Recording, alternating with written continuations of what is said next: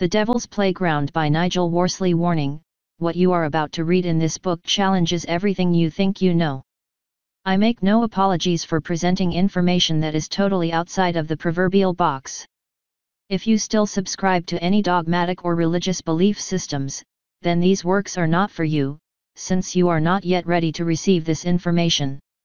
If you are not an open-minded, free-thinking spirit, one who is prepared to consider new information, no matter how ridiculous it may sound at first, then this is not for you. If you are afraid to ask and explore big questions, then you are not ready for this. However, I do not expect you to blindly believe everything I've written.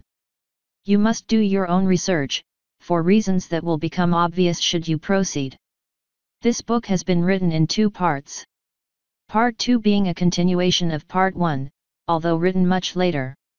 I have left the text in its original form so that you can follow me on what has essentially been an incredible journey. For me, this was a personal journey. Nothing has been left out. It simply documents my awakening since undergoing the strangest experience of my life. These works are being published free of charge. I didn't spend nearly 2 years writing this in order to profit from it. It's free because I want it to get into as many hands as possible, in the shortest possible time. If it helps even one person wake up, then I will have achieved what I hope to achieve. Note: thanks to those friends who have supported me throughout this amazing, yet difficult experience. Those who didn't, well, I guess you were never a friend in the first place. Thanks also to my dad for keeping an open mind and guiding me when I needed guiding. Part 1, Introduction. Have you ever asked yourself, why am I here? I can hear you now. What do you mean? You see, you can't even answer that question without asking another one, can you? From the moment we're born to the moment we die, our lives are full of questions. We all know that asking questions is one of the best ways to learn anything, so why do we know so little, yet think we know so much? Socrates famously said, "Wisdom is knowing how little we know." Mark Twain said, "It's easier to fool a man than to convince a man he's been fooled." After we're born, we quickly become indoctrinated into a system. School, university, work, marriage, family, etc. It becomes so deeply ingrained in us that we don't even realize the difference between knowing something and believing it. We all know that politicians and their respective governments are full of lies and deceit, yet we still go to the polls every 4 years in the belief that we can somehow magically change what's been going on for 2,000 years or so. We believe that going to work every day and paying our taxes to these corrupt institutions, owned and run by an elite group of people who have no idea what it's like to do a day's hard labor, somehow makes us a better person.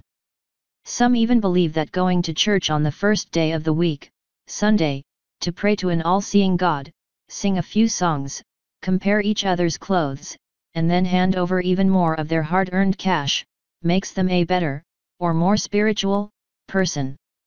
These same people believe that it's okay to act immorally for 6 days of the week, because their God will forgive them of all their sins, as long as they pay money, so they can repeat the whole process week after week, month after month, year after year. To some of us, myself included, religion as a whole is a complete fabricated lie. It's just another way to manipulate the mind, strike fear into the soul, and empty the pocket. We must pay tax, but the church doesn't. After our educational indoctrination is complete, we are ready for the world of work and marriage. We know what we know, because we have been taught. From that moment on, many questions we may have are satisfied with an answer. If that's true, then let me ask you a question. How do you know that your answer is the answer and not just an answer? Original question again: why are you here? We're all familiar with clichés such as, seek and you shall find, or ask and you shall receive, yet they are often ignored. What about, the truth shall set you free? Free from what? Do you even know? Ask any Christian/Catholic/Muslim about religion and they'll tell you that they know it's all true. Why? Because they believe it to be true. We're reminded to avoid talking about the subject of religion for good reason. It's my own belief that religion is a complete lie and is nothing but totally corrupted nonsense, so I wouldn't actually last long in a debate with one of these people. They are stuck so fervently in their religious belief system, despite having never seen their God. Ask any child, who is old enough to speak, what shape the world is. That child knows that it is a spinning ball yet has never seen it. Take a moment to look into the face of that child and ask yourself what that child will become. One more slave to a never-ending system of work, in order to remain in perpetual debt, while consuming poisonous food, drinking poisonous water, breathing poisonous air, paying tax to a corrupt government in the vain hope that the government will give him a little bit of it back if he lives to reach the age of 65. That child's destiny is to be stuck on the hamster wheel of life with very little time to enjoy the true wonders of the world around them. I wonder if that child will ever ask questions like why do walnuts look like a brain, or why are kidney beans shaped like a kidney? Or perhaps ask why tomatoes are red and have 4 chambers inside. Why does a slice of carrot look like an eye? I wonder if that child will ever understand that water, the substance without which life cannot exist, has consciousness. I wonder if that child will ever have the benefit of knowing that there are no coincidences in this world. Chapter 1. The beginning the year was 1976, and the movie The Omen had just been released. My best friend at the time suggested we go to the cinema to watch it, and I agreed. Although I was raised in a Christian household and became part of the church at a relatively early age, by 1976 I had long since left their clutches. I was done with the doctrines, the falsehoods, the hypocrisy, and of course, the unanswered questions. If I live a terrible and evil life, I will be sent to hell where the devil will punish me for being so terrible and evil. What? Are you serious? Why would the devil punish me? Surely I'm one of his friends, right? Although done with the bullshit that seemed to surround the church and its teachings, I remained curious as to why so many people sought solace and salvation within it. The movie, The Omen, revealed to me, for the first time, the dreaded 666, the mark of the beast, and aroused my curiosity even further. When I got home, I checked it in the family's Bible just in case it was nothing other than a movie plot. As the years went by, it seemed to me to be one of the most over-philosophized parodies in the book of Revelation, if not the whole Bible. A few years later, I came across a book. I forget the name, but I remember it was written by 2 guys, and it was one of the most difficult to read books I have ever read. Each paragraph had to be read, then reread, sometimes several times. I likened it to riding a push bike in 5th gear up Mt. Everest. It was a struggle, but I got through it eventually. The book discussed religions of the world as being akin to branches of a tree. In other words, all religions go back to the same trunk, a bit like all roads lead to Rome if you like. This aroused my curiosity even further, and although I became wrapped up in daily life, working, earning money, raising kids etc., being part of the system, I never lost my quest for knowledge, especially in the overall history of religion. At the time I quit the church, I had made a promise to myself that I was always going to remain skeptical until God essentially proved his existence to me. I could never bring myself to accept the doctrine of blind faith that so many people seemed so willing to adopt. Now let's fast forward some 40 years. Following a somewhat acrimonious divorce, I decided to try my hand at teaching English as a second language. I had all the qualifications, and to be honest, English was pretty much the only subject I was really any good at when I was at school, so why not give it a try? My father was a teacher for many years, and although neither of us were aware of it at the time, I learned a lot from him. My divorce had left me broke, and that's not a good position to be in when you've just turned 50 years of age. The only way up was for me to put my head down, throw myself into my job, and do my best to become the best teacher I could possibly be. Working as a teacher can be rewarding in many ways, especially working in China. Not only helping people learn from one's own experiences, but the job itself means there's quite a bit of free time, especially in the evenings. After a while I began to enjoy my own company. This was a first for me. I then decided I should spend my free time wisely, so instead of watching movies etc., I decided to learn more about the world in which we live. This made perfect sense, especially since one of the subjects I teach is civics, the relationship between the government and its people. I began watching videos on the internet. I was interested in finding out as much as I could about the history of religion. I figured the best way to do this was to start at the bottom of the rabbit hole, ancient Babylon. The more I researched, the more interested I became. It was as if everything was a huge jigsaw puzzle, but I couldn't complete it without all the pieces. Suddenly I began to notice connections. For example, if you look at the Catholic depiction of Mary and Jesus, you find that what you are actually looking at is a depiction of Semiramis and Tammuz, the ancient gods of Babylon. Then I saw that many religions have much in common. December 25th, Resurrection, Virgin Birth, number of followers/disciples, the list goes on and on. As I progressed through the Egyptians, the Greeks, and the Romans, I found myself studying such things as the Crusades and the Inquisition. All the way to the present day. I finally reached the point where I was beginning to understand the subject of religion and the huge part it has played in the history of mankind. That said, I remained steadfast and skeptical in my own beliefs. One day, on my way to school, I saw something that seemed very strange. VW cars are prevalent in China, they're everywhere, but to me, the VW logo on the back of this car looked different. Maybe they had changed it. That night, while looking for something to watch on YouTube, I noticed something in the sidebar that simply said, VW logo, changed? WTF. Wow, I thought to myself, that's a coincidence, but I don't believe in coincidences, so I clicked on the title. Little did I know that the simple decision to click on that title was going to turn out to be the biggest turning point in my life. Chapter 2.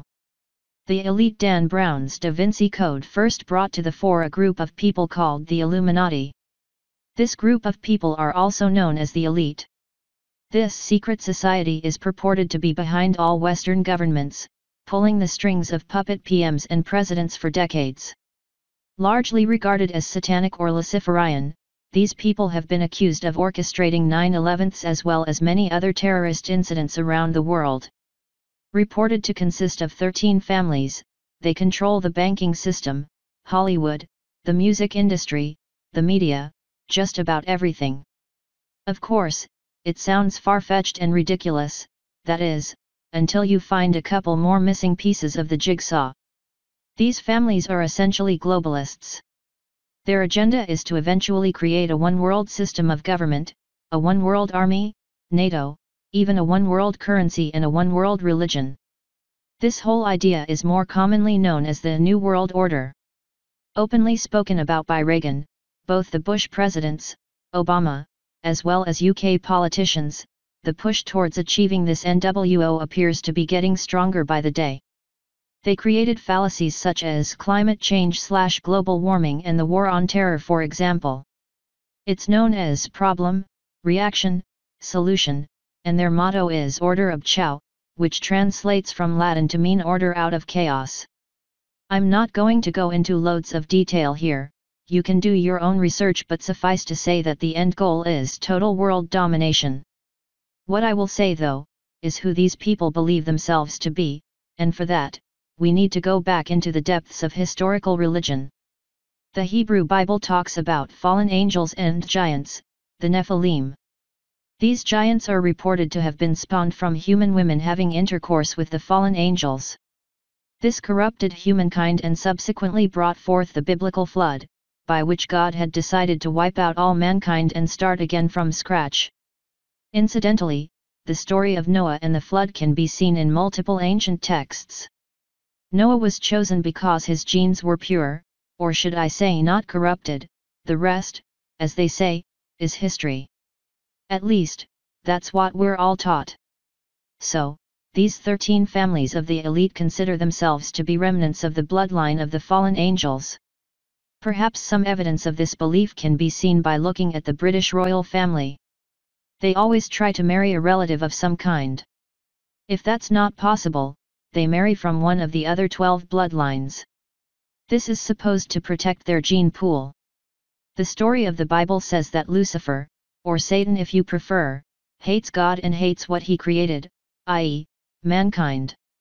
Satan set out to put himself above God by using trickery and deception. This isn't belief, by the way, this is essentially biblical text. Whether or not Satan is real is not important. This globalist elite believe themselves to be Satan's bloodline and are therefore carrying out what they believe to be Satan's grand plan. Again, this may sound far-fetched, but believe me when I tell you that I have done thousands of hours research into this. The only way they can succeed, due to their relatively small number, estimated to be around 8,000 people, is by dumbing down the population. Fluoridation of our water, GMO crops, see Monsanto, chemtrailing the skies, see Harvard and NASA, etc. However, the biggest deception has yet to be revealed to you, and you are not going to like it. Since ancient Babylon, religion has played a huge role in society throughout the world, but who is God? If there really is a God and there really is a Satan, that means there's a good chance that the Bible is correct when it talks about a war going on between these two beings. So, if that's true, what could possibly be the prize for the eventual winner? That's easy. The winner gets you. To explore further, we need to go back to biblical and other ancient texts. I recently bought a Bible. Not because I suddenly went all religious, but because I regard the Bible as being mostly historical. Although full of allegory, I believe that it's virtually impossible to decipher some of the writings in the Bible without actually using the Bible itself as a means by which to interpret them. You'll see what I mean as you read on. So, according to the Bible, God created man. Man was then corrupted in the Garden of Eden, and ever since then there has been a war to claim the souls of men. Again, this is not a question of your belief system or mine. This is simply historical text as it appears to be written in the Bible. What better way for Satan to fight his war against God than to remove God completely from the picture? How can Satan do that? Easy really, just remove the idea of creationism. Chapter 3. What shape is our home? For many years, people argued over the shape of our world. Until 1492 it was regarded by many people to be a flat plane. Of course, we all know that the Earth is round, right? It is, but is it a globe? Accepting our world as being a flat plane with a dome, known as the firmament, above us, could only mean one thing: someone or something must have created it. One of the very first things we learn as a child is that we live on a spinning ball in outer space. We are then taught that we evolved from monkeys and that gravity came about as the result of an apple falling on some dude's head. We all accept the Darwinian theory of evolution, the theory of gravity, the Big Bang theory and Einstein's theory of relativity as being hard and fast science. If that's so, have you ever asked yourself why they are still called theories? Let's move on. The biblical story of creation has long been superseded by the Big Bang theory. So much so that on September 29, 1954 a Large Hadron Collider, LHC, was founded and then built 100m underground on the border of France and Switzerland. This LHC is known as CERN, and its purpose was, allegedly, to prove the Big Bang theory by creating what's called the God particle. Questions have been asked as to why such a massive machine would be built on the border of two countries, but folklore says that CERN is actually built on top of an ancient temple to the god Apollyon. Many people believe that their intention is to try to open a portal to another world in order to try and resurrect ancient gods. Apollyon was also known as Apollo. Ring any bells? Clue: moon rockets, in their search for the God particle, called the Higgs boson, CERN have had to delve deep into the realms of quantum mechanics. I recently saw a presentation by their chief scientist on something called the D-Wave computer. A highly intelligent quantum computer with the capacity to think for itself using the same power as 7 billion collective human brains. At this point I perhaps should mention that many people connected with this project have said that current human technology is between 50 to 100 years ahead of what the public has access to. Food for thought. Anyway, this scientist was openly bragging about how CERN and this D-Wave computer can simply open portals to other dimensions in order to reach inside and see what resources they can pull out. You what? In 2016, CERN performed what is clearly a satanic ritual at the opening of the Gotthard Tunnel. You can watch it on YouTube, if you're brave enough. There's also, allegedly, a second D-Wave computer that is owned and operated by Google, by the way. You're probably wondering by now what happened to the changing VW logo, right? Well, as I clicked on that video title, I was introduced to something called the Mandela Effect. The Mandela Effect is so called due to certain people remembering Nelson Mandela dying in prison, while many of us clearly remember him going on to be the president of South Africa, before dying back in 2013. It appears that there are literally hundreds of examples of ME. These range from product logos changing, to lyrics from songs and lines from films changing. People seem to be either remembering things differently, or things were just never as they remember them. Looking at the VW logo, I learned that the V and the W have always had a little gap between them, ever since the very first logo back in 1939. This is not how I remember it to be. Many of the other things that appear to have changed just don't resonate with me in the same way as the VW logo does. Did the Monopoly man have a monocle or not? I seem to remember that he did, but he never did, so where did my memory of him having a monocle come from? Perhaps I was mistaken, perhaps I am only 99% sure he had a monocle, no big deal, right? Well, I can't say the same for the VW logo. Not only was I 100% convinced that the V and the W were conjoined into one symbol, I would have staked my own life and the lives of every member of my family on it. I actually became very frightened. This was like waking up one morning to discover that apples had always been blue. I tried to talk to friends and family about it, but no one seemed to care or notice. It started to eat away at me. I just had to find out what happened. Was I going mad? No, but trying to keep a clear head was extremely difficult. I experienced dizzy spells in class, where I dare not stand up. I experienced ringing in my ears, and no matter what time I go to bed, I cannot sleep for more than 6 hours even now. I desperately searched for an answer and essentially put myself through a living nightmare for about 2 weeks. While searching for answers, one of the scientists at CERN was photographed holding a sign that simply read Bond 1 with the word Mandela underneath it. Nelson was the first James Bond. Suddenly, CERN were being blamed for the Mandela Effect. Had they somehow shifted some of us into a parallel dimension using this powerful quantum computer? Was that why people were experiencing different memories of the same thing? This question remains unanswered, and speculation continues as to what really caused this phenomenon. As I continued my research, I noticed that more and more people were becoming Mandela affected, and some of these people were quite clearly distressed and looking for answers in much the same way as I was. I did my best to help whenever I could by writing a few words just to let them know they weren't alone, and I was often amazed by the thanks I got just for taking the time to try and reassure these people. Sure, it sounds crazy, I'm the first to agree, but let me tell you something. Have you ever felt alone? Do you really know what it feels like? I doubt it very, very much. I'm not talking about loneliness, I'm talking about aloneness. Imagine you had died yet were still conscious. Imagine going outside to the shops or to visit your family and friends. Imagine doing that, yet no one can see you or hear you. You try so hard to get people to see and hear you. But nothing. Can you imagine what that might feel like?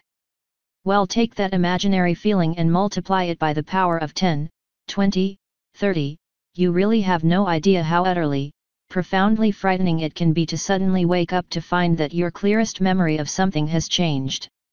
It's also interesting to see how many people use biblical quotes in order to comfort some of these people. Most notably the words, "Fear not." Whilst I'm happy to admit that people who do nothing but quote from the Bible really piss me off, sometimes the words can be quite comforting, I guess. During my time researching the Mandela Effect, I couldn't help noticing how many people, who were making these videos, were also talking about a flat earth. Crazy. I got to the stage when I actually refused to watch any ME videos if the words flat earth were in the title. I'd simply move on to the next video. One day, while looking for more examples of ME, I saw a video entitled something like Globetards vs Flatards. Thinking it might be worth a giggle, I opened it up and began to watch it. It was certainly food for thought, but the whole idea seemed just plain crazy and ridiculous. A few days before this, I was in one of my grade 11 classes, where most of the students have reasonably good English ability. They wanted to practice their spoken English, so I suggested that we have an organized debate. I then asked them if anyone had a suggestion for a topic. Nothing, no one came forward. Since English is their second language, I felt that the topic had to involve something that didn't require a particularly technical level of English, yet at the same time it needed to be a subject that all 30 students knew well whilst allowing Maine to take an opposing view. I know, what about, the Earth is flat? I thought. That ought to do it. I could take the side of a flat earther, and they could demonstrate to me that it's a globe. Awesome. Of course, I couldn't debate this unless I knew something about the subject of the Earth being flat, so off I went to do my research. I think I should tell you that at this point in my story there's only one word to describe my feelings and thoughts after watching a 2-hour documentary on the flat Earth. That word is whoa. I couldn't sleep. I stayed up half the night watching flat Earth videos, and then most of the following day watching videos attempting to prove that NASA is a complete fake too. Could we really have been lied to all these years? It certainly seemed so, but I wasn't finished just yet. I still needed to defend my belief that the Earth is a globe, that NASA really went to the moon, and that the International Space Station really exists. As a lifelong Star Trek fan, I wasn't going to roll over so easily. I saw a video in the YouTube sidebar called 200 Proofs of a Flat Earth, so I decided to watch it.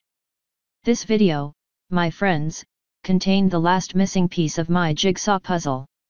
Just one last piece. As this missing piece was revealed in the video, everything came together with a huge, almighty crash. This was my very own revelation. This was what I had been searching for nearly 40 years. My mind instantly raced back over the previous few months. I thought about everything, all at the same time, while everything suddenly all came together and made perfect sense. I couldn't help myself. I burst into uncontrollable tears. I had no idea why I was crying. I don't cry. I can't remember the last time I cried so much, nor so hard. I remember thinking to myself, why are you crying, you fool, yet I had no answer. I knew that during the last couple of years or so I had become more spiritually aware, but I still didn't necessarily believe in God per se, yet this whole experience had been almost beyond spiritual. Once I saw that final piece of the jigsaw, I just knew that I had been taken there. I just knew that some kind of invisible force had somehow guided me. Whilst watching YouTube, the videos that appear in the right-hand sidebar are just suggestions. They're pretty much random suggestions based on what you searched for, yet it was only by these suggestions being suggested that I eventually found what I had been searching for so many years. I told you, I don't believe in coincidence. I'm not going to try to convince you that the Earth is flat, you can check that yourself. The easiest way to do it is to check aeroplane flight paths, followed by finding out why planes are not allowed to fly over either the North Pole or Antarctica. You can also check out a German rocket scientist by the name of Werner von Braun. After that, go check his gravestone on the internet and pay attention to the bottom right-hand corner. Then check that out too, it'll all start to become clear. By now you must be wondering what it was in that video that hit me like a ton of bricks, so I'll tell you. But first, let's sum up all the other pieces of the jigsaw and see why this final piece was so important and so mind-blowing. I began this story with the movie called The Omen, its reference to Revelation 13:18 and the infamous number 666. Here is wisdom.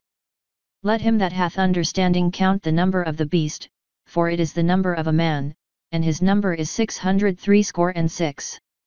Rev 13:18. The number 666 is obvious. It also talks of wisdom and understanding. Thousands of people have hundreds of ideas as to its meaning, especially when associated with the previous verse, and that no man might buy or sell, save he that had the mark, or the name of the beast, or the number of his name. Rev 13:17. So, the unanswered question is who, or what, is the beast? Most people associate these verses with the Antichrist, yet if there is such a thing as the Antichrist, it's already here, and has been for millennia. It just doesn't have that one global leader just yet, but it's coming, allegedly. Next we had the Mandela Effect and the VW logo. I believe that this was some kind of sign that was not only given to me but given to me with the full knowledge of what the effect would be on my psyche. It also didn't go unnoticed that I first saw this new logo shortly after completing most of my research into ancient religions and how they are all connected. The Mandela Effect led me to CERN, NASA, the Flat Earth, the Illuminati, and finally, the greatest deception of all time. This is gonna hurt, big time. If you've ever watched the movie called The Matrix, you might remember the famous line, "What if I told you that everything you've ever been taught is a lie?" Well, here goes. We're all taught that we live on a curved spinning ball that sits at an angle of 23.4 degrees while orbiting the sun whilst in a galaxy that is hurtling through space. I'm calling bullshit. Apart from the obvious, and what you can clearly see in FE videos, here's why. Angle of tilt equals 23.4 degrees from the vertical. That's 66.6 degrees from the horizontal. Notice the word horizontal here. It's very important, especially when referring to the curvature of the Earth. What do we look to? The horizon. Earth's measurements are not metric. Planes fly at 33,000 feet and ships sail using nautical miles. The curvature of the Earth per square mile equals 0.666 feet. The tropics are 66.6 degrees above, and below, the equator. Finally, the orbit of the Earth around the Sun, you guessed it, 66,600 miles per hour. The mark of the beast equals 666. I told you, I don't believe in coincidences. Who's the beast? The beast is the system. As for the mark itself, money. So, what does it all mean? If the Earth is not a spinning ball, and NASA is full of shit like many people believe, then there's only one explanation. We live on a flat plane, perhaps under a dome, just like the Bible says. That means that we were all created, and it must mean that God is real. Or so one might think. NASA never went to the moon, because it can't. There's no International Space Station. There's no Mars rover, and guess what, there are no satellites either.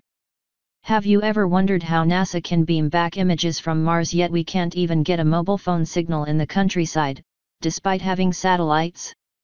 GPS should be renamed FEPS.